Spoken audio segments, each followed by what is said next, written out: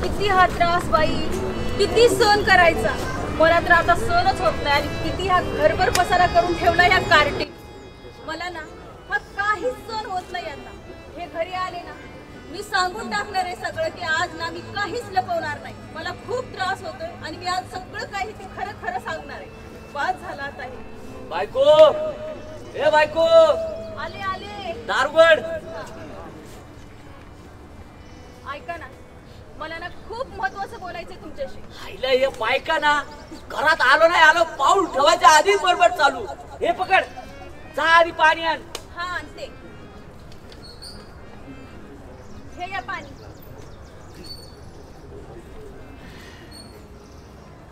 ऐका ना. अरे आधी श्वास तर घेऊ दे. हा, अजून पाणी सुद्धा पिलं नाही लगेच. ऐका ना, काय प्रॉब्लेम काय आहे तुमच्या बायकांचा?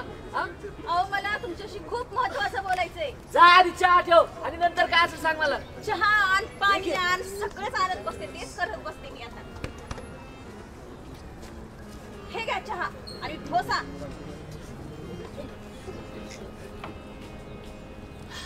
बायको, काय चव ग तुझ्या हाताला? तो चहा आणि तो चव राहू द्या बाजूला. मला ना तुमच्याशी महत्वाचं बोलायचं म्हणून किती वेळा सांगते तर ऐकूनच घेत नाहीत. बरं बाई बोल, काय महत्वाचं सांग. बोलू का आता? हा सांग. पण कशी बोलू? मला ना भीती पण वाटते आणि मला समजत नाही मी काय बोलू तर. अगं बाई, भीती पण वाटते, बोलू पण वाटत नाही. तू मस्करी करतेस का माझी? मी लय दमलोय, मी जाऊन झोपू का? नाही नाही, मला बोलायचंय पण मला लाजही वाटते. मग एक काम कर, हे लोक घरी गेले ना उद्या बोल. हा, मी येऊ का? अहो मला ना बाथरूमला बसले ना तर माझं ब्लडिंग होतं आणि खूप त्रासही होतोय. मला खूप टेन्शन आले हो. मला भीती वाटते. अरे देवा, आता हे काय नवीनच. बायको, एक काम करायचं का, आपण हॉस्पिटलला जायचं का? नाही तर तू म्हणशील तिकडे एखाद्या बाबाकड बिबाकड बघून जडीबुटी काय. मला ना तेच वाटतं की कुठेतरी दाखवावं. हा जाऊ आपण, चल. पण मला खूप टेन्शन आले आणि मला भीती वाटते. आता ते तुम्ही ठरवा काय करायचं. आता मी काय ठरवू बायको? बरं एक काम करू, आपण याला राकेशला फोन करू. आता हा राकेश कोण? अगं तो आरोग्य मित्र राकेश नाही का आपला?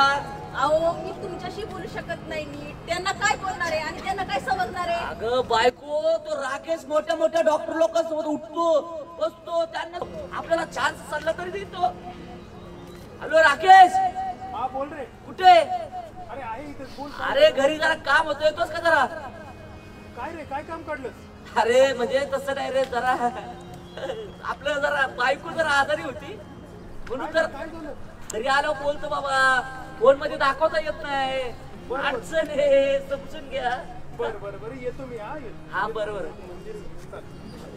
लगेच येतोय 2 मिनिटात. हो का? आणि त्याला एकदम क्लिअर बोलवायचं, अजिबात लपवायचं नाही. हे आपण यांना सगळं लपवतो ना, म्हणून मग ते वाढतं. त्याच्यामुळं जरा नीट वाजली बेल आलो. अरे राकेश कसा आहेस? तू कसा आहेस? अरे मी एकदम मस्त. मग बायकोचं जरा काम होतं रे.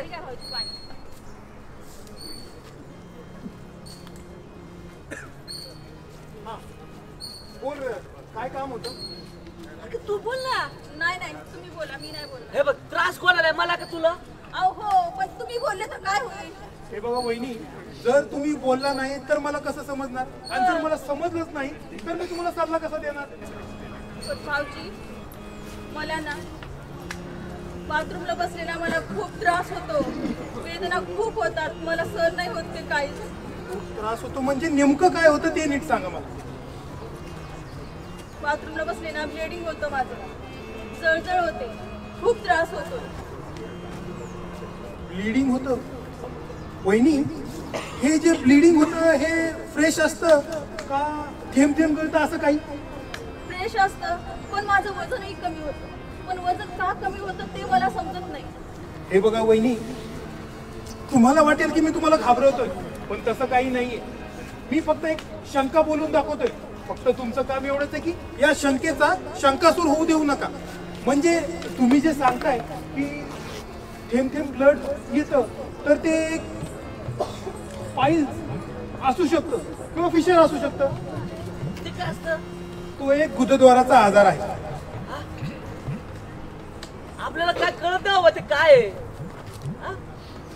आता जो आजार तुम्ही सांगताय, जसं की वहिनी तुम्ही सांगताय तुमचं वजनही कमी होत आहे, तर मग यासाठी आपल्याला तज्ञ डॉक्टरांना भेटलं पाहिजे.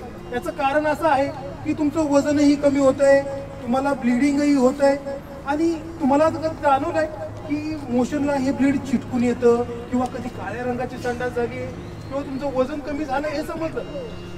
मग वहिनी, तर हे सगळ्यांमध्ये जसं की मी तुम्हाला सांगितलं फिशर किंवा पाईल्स आहे, तर याच्या रिलेटेड कॅन्सरही असू शकतो. हा हे, छे छे, अरे कॅन्सर कसं काय असू शकतो राव? हा प्रॉब्लेम तर मला पण व्हायचा. हा, पण मी काय करायचो, आपला तो इथला बंगाली बाबा नाही का, त्याच्याकडून 50 रुपयाचं चूर्ण घ्यायचो. थोडासा फोड यायचा, फुटायचा, खाजव यायची, पण सगळं निचरून जायचं बाबा. आणि हो, ते घेतलं ना चूर्ण, 2-3 वेळा जरा जावं लागतं, थोडा त्रास सहन करावा लागतं. तुम्हाला मी माहिती आहे की सगळ्यांना. आता जाऊ दे ना राव, पण असं कुठे असतं का कॅन्सर बिन्सर? काय सांगतोस? अरे तसं नाही रे राकेश, तुला मला काय म्हणायचंय, जो तुला त्रास आहे तो एकदम वेगळा आहे रे. तोही गुदद्वाराचाच आजार आहे. तू जसं की सांगतोय की एक फोड येतो, तो फुटतो, त्यातील घाण वाहून जाते आणि तुला बरं वाटतं, तो पाईल्स रिलेटेड फिस्टुला असू शकतो. Fistula in ano. आता हे काय असतं बाबा? हा सुद्धा एक गुदद्वाराचा आजारच आहे. खरं असतं का ते? हो. आम्ही आता काय करायला पाहिजे? आता तुम्ही सगळ्यात महत्वाचं काय आहे, तर तुम्ही एखाद्या तज्ञ डॉक्टरांचा सल्ला घेतला पाहिजे. बरोबर, उद्याच मी ऑफिसला सुट्टी टाकतो आणि जाऊन येतो तज्ञ डॉक्टरकडे. हा, जर तुम्ही तज्ञ डॉक्टरांकडे जात आहात, आधी बघितलं पाहिजे की तुम्हाला लागणारा जो काही तुमचा आजार आहे, त्या आजारावर सर्जरीने बरा होणार आहे किंवा औषध गोळ्यांनी बरा होणार आहे. त्यासाठी तज्ञ डॉक्टरांचा सल्ला खूप महत्वाचा आहे. हो भाऊजी, बरोबर. आम्ही उद्याच्यालाच जातो. काय हो? हा, चालतं चालतं, उद्याच जाऊन येतो बरं का. Thank you so much. वहिनी, काळजी घ्या, आणि तूही स्वतःचीही काळजी घे रे. हो, चालतं. चल, येतो रे प्रसाद. हो चालेल. या वहिनी. हो चालेल. चला.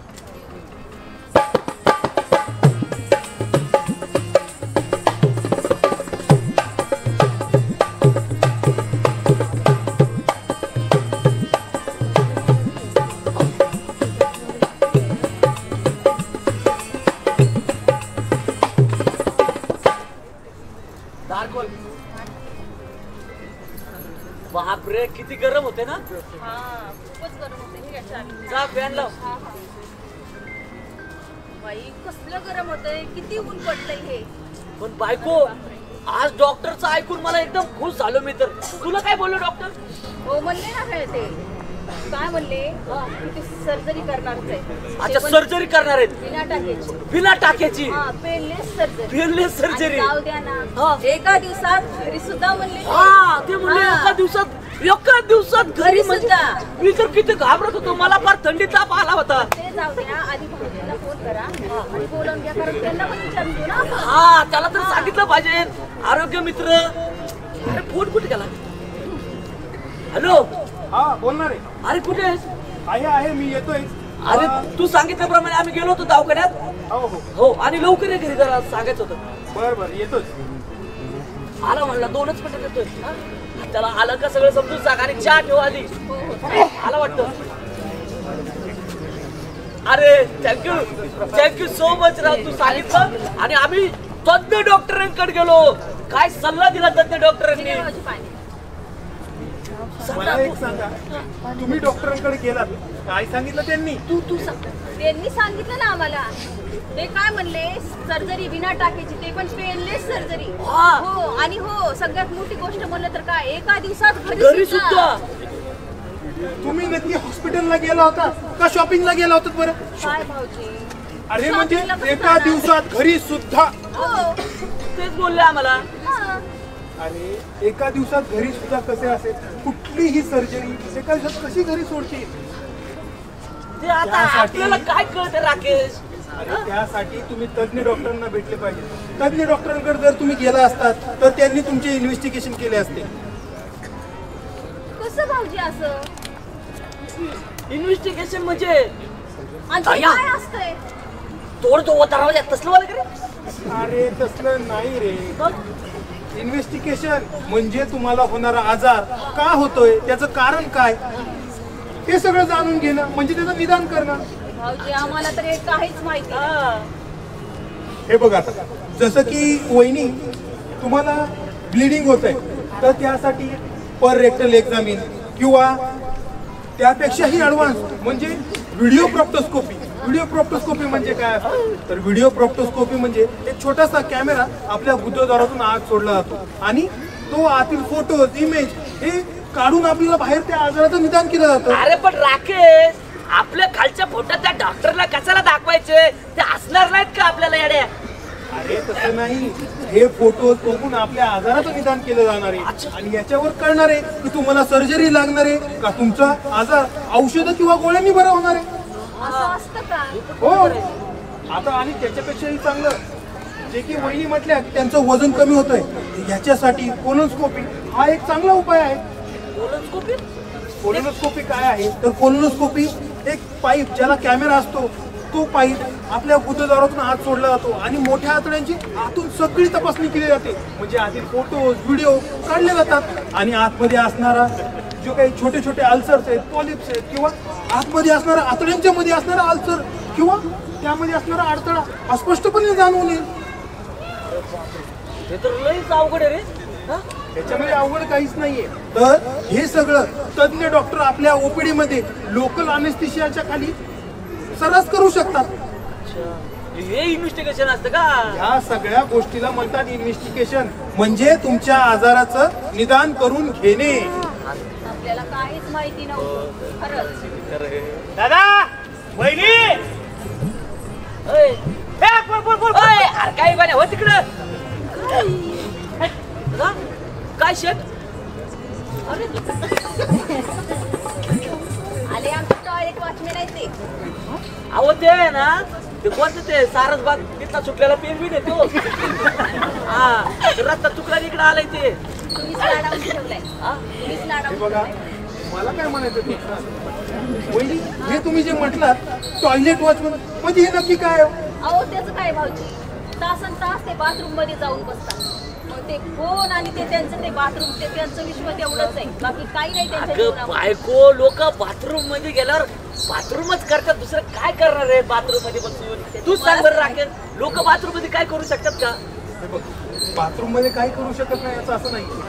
तो ज्या कामासाठी जातोय तो ते काम करू शकत नाही. मग काय आहे तर याला क्रोनिक कॉन्स्टिपेशन असू शकतं किंवा डिसएनर्जी म्हणून एक आजार आहे तो असू शकतो. आता ते काय अजून सांडसटपणा आजार खायला हे काय नवीनच? अरे तसं नाहीये, तो बाथरूम मध्ये जाताना त्याचा फोन किंवा त्याचे व्हिडिओ गेम काही ना काही घेऊन जातोय आणि त्याचं जे मन आहे तो त्याच्यामध्ये रमवतोय. ज्या कामासाठी गेलोय ते काम तो विसरून जातोय.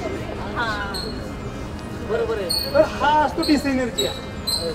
पण मला काय म्हणायचं भाऊजी, आमच्या स्वीटीला पण असंच आहे का? कारण ते सारखी थकलेली असते आणि कोई मुझे जंगली के आज तिकडे जंगलात जा ना. काय काय जंगली प्राणी जंगलात सोडले ना तेच बरं राहतं. कुठून घेऊन आले जंगली मात? हे आपलं बायको जाऊ दे, बोल तू सांगा. सारखी ते थकलेली असते. जेवण करते ती तसं, पण कसं आहे तिला पचन होतं का नाही हे माहिती नाही. तिचं वजनही कमी होतं आणि सारखी लूज मोशन असतं. हा, ती खाती लाग असं एकदम माकडा सारखी, पण तिला कमीतच व्हायला काय करा आता आपण? तेच ना. तुम्ही म्हणताय की तिला सारखे लूज मोशन असतात आणि तिचं वजनही कमी होत तिला आयबीडी किंवा आयबीएस किंवा अल्सरेटिव्ह कोलायटिस असा एखादा आजार असू शकतो. अरे देवा, म्हणजे सगळं घर आजारानेच भरलेलं आहे. अयो, म्हणजे डॉक्टर लोक आमच्या अख्ख्या फॅमिलीचं ऑपरेशन करायचं का आता? तुम्ही सांगा बरं. अरे या आजाराला ऑपरेशनची गरज नाहीये. मग हे दोन्ही आजार औषध किंवा गोळ्यांनी बरे होऊ शकतात किंवा थेरपीने बरे होतात. म्हणजे फक्त औषध गोळ्यावर होतं म्हणा की. हा बरं झालं. तर याच्यामध्ये सांगायचं झालं तर जो काही आपला चिंटू आहे, चिंटूला ॲनल बायोफीडबॅक थेरपी नावाचा एक नवीन प्रकार आलाय. त्याच्याद्वारे त्याला आपण ट्रीट करू शकतो. म्हणजे काय असतं ते? याच्यामध्ये एक छोटासा पाईप आतमध्ये असलेलं प्रेशर माइंडफुल डेफिकेशन जे करत असतात. माइंडफुल डेफिकेशन म्हणजे काय? वरून येणारा संदेश खाली कितपर्यंत येतोय आणि खाली येणारा संदेश किती प्रमाणात ॲनस खाली टाईट होत आहे आणि कधी ओपन केलं जाईल हे त्याला शिकवणार आहे. म्हणजे थोडक्यात त्याला हागायचं कसं हे शिकवलं जाणार आहे. चिमटला हागायचं कसं? अरे ते केवढं मोठं आहे, त्याला कसं शिकवायचं? बरं ते जाऊ दे. आणि आणि तिचं जर म्हणाल तर तिला IBS किंवा IBD हा जर सांगितलं आहे तर तिला तिच्यासाठी ही कोलोनोस्कोपी ही सगळ्यात महत्वाची आहे. जेव्हा कोलोनोस्कोपी करणार आहे तेव्हाच तिला कळणार आहे की कुठले औषधं द्यायची आहेत किंवा कुठल्या गोळ्या द्यायच्या आहेत, याच्यावर तिचा आजार बरा होऊ शकतो. भाऊजी तुमचं म्हणणं ना बरोबर पटतंय आम्हाला, पण मला सांगा हे कायमचं जर घालवायचं असं तर त्याच्यासाठी काय करावं लागेल? ना आता आमच्या घरात पाईल आलं, फिशर आलं, काय आबडी डिबडी सगळे तुम्ही आणून ठेवलंय. आता ते जर सगळं घालवायचं म्हणजे सर्वसामान्य लोकांनी काय केलं पाहिजे की ते व्हायलाच नाही पाहिजे, घरातच नाही यायला पाहिजे. सोपं आहे. हे आपण करू शकतो, हे सर्वसामान्य करू शकतात. दादा हे तुमच्यासाठी सुद्धा आहे, ताई हे तुमच्यासाठी सुद्धा आहे. तर काय करू शकतो आपण याच्यासाठी? योग्य आहार आणि योग्य विहार. आहार आपला एकदम जोरात असतो रात्री. हिराचं काय आपल्याला माहिती नाही बायको. नंतर वाढते हे वाईट तुम्ही जा तिकडे जरा कळत नाही. तुमच्या आखी खानदान भिकारी का रे? सकाळ झाली नाही लगेच जेवायला लागत. काही बोलू नका. अगं पाहुणे आलेत, पाहुण्याला बोलायचं सोडून हे काय? आता याच्यामध्ये कसं आहे, योग्य आहार आणि योग्य विहार. आहाराचं म्हणाल तर आपल्याला काय करावं लागेल तर फायबर युक्त आहार खायला पाहिजे किंवा पाण्याचं प्रमाण वाढवलं पाहिजे. पाणीदार फळं किंवा हिरव्या पालेभाज्या, फळं या सगळ्या गोष्टी खाल्ल्या पाहिजे. या सगळ्या गोष्टींमध्ये फायबरचं प्रमाण जास्त आहे. आणि दुसरी गोष्ट काय तर जो काही नैसर्गिक कॉल येतोय तो आपल्याला अटेंड करणं गरजेचं आहे. ज्यावेळेस तुम्हाला मोशनचं सेन्सेशन येतं त्यावेळेस गेलं पाहिजे, ना की ते अडवून धरलं पाहिजे. जर अडवून धरताय तर हे असे प्रकार सर्रास दिसून येतात. बरोबर आहे. त्यासाठी अजून काय करता येतं तर त्यासाठी हे जे आहे प्रकार या गोष्टी झाल्या नाही पाहिजेत. आणि ह्या सगळ्या गोष्टी जर तुम्ही फायबरयुक्त आहार घेताय, पाणी वाढवताय किंवा या सगळ्या गोष्टींनी काय होणार आहे तर तुम्हाला होणारं कॉन्स्टिपेशन, तुमची होणारी बद्धकोष्ठता दूर होणार आहे. आणि बद्धकोष्ठता जर दूर होतीये तर हे सगळे आजार, उदाशयाचे जवळपास 80% आजार हे होणार नाहीयेत. वा, हे असं असतंच ना खरं. किती माहिती सांगितली हा. बरं झालं बरं का. बरं झालं. Thank you so much. आम्ही आता आजच तज्ञ डॉक्टरांकडे जाणार हो. आणि सगळं एकदम क्लिअर मध्ये सांगणार. हो. तू लाजणार नाही ना? अजिबात लाजणार नाही हा. आणि कोणत्याही महिलेने लाजू नाही, मला हेच म्हणायचं. घरात त्यासाठी काय करायचंय तर एक लक्षात ठेवायचंय आणि हे सर्वसामान्यांनीही लक्षात ठेवायचं आहे. प्रत्येक गुदाशयाचा आजार हा पाईल्स नसतो तर कदाचित तो कॅन्सरही असू शकतो. त्यासाठी योग्य निदान आणि योग्य उपचार, त्यासाठी तज्ञांचा सल्ला घेणं गरजेचं आहे. लाजून लपून झाकून ठेवून आजार कमी होत नाही तर तो आजार वाढतोच. आणि तो आजार वाढतोय तर त्याच्यावर होणारा खर्चही वाढतोय. त्यासाठी तज्ञ डॉक्टरांचा सल्ला घेणं गरजेचं आहे. समजलं ना? हो. तिखट कमी, पाणी जास्त, शरीर ठेवा हालते चालते. फायबर युक्त आहार, ताण तणाव कमी हीच आरोग्याची पंचसूत्री. वेदना नको, त्रास नको, सवयी साध्या सांभाळा. आपले आरोग्य हेच पाईल्स पासून दूर ठेवण्याचे अस्त्र. योग्य निदान, योग्य उपचार हाच पाईल्सवर वाचणारा शस्त्र. या सगळ्या गोष्टी लक्षात ठेवायच्या ना वहिनी. तुम्ही खूप चांगला सल्ला दिलाय आम्हाला, याच्याबद्दल ना खरंच मनापासून धन्यवाद. खरंच असं कोणीच सांगू शकत नाही. आणि या गोष्टी तुम्ही तुमच्या शेजारी किंवा तुमच्या ओळखीच्या लोकांनाही सांगितल्या पाहिजेत. कारण आज जो दिवस आहे piles awareness day, piles awareness, ह्या सगळ्या गोष्टी प्रत्येकाला होतात. कारण हा गुदाशयाचा आजार हा घाणीचा आजार आहे. जर घाणीमध्ये असाल तर हा आजार होणार आहे. आणि प्रत्येक माणसांना ह्या ज्या ग्रंथी असतात त्या असणार आहेत, कधी ना कधी त्या इन्फेक्ट होणार आहेत आणि इन्फेक्ट झाल्या तर हा आजार होणार आहे. त्यासाठी हा अवेअरनेस मंथ, हा November month piles awareness day म्हणून साजरा केला जातो. तर हे समजलं ना वहिनी? ह्या सगळ्या गोष्टी लक्षात ठेवायच्या. नक्कीच. नक्कीच भाऊजी, खरंच धन्यवाद.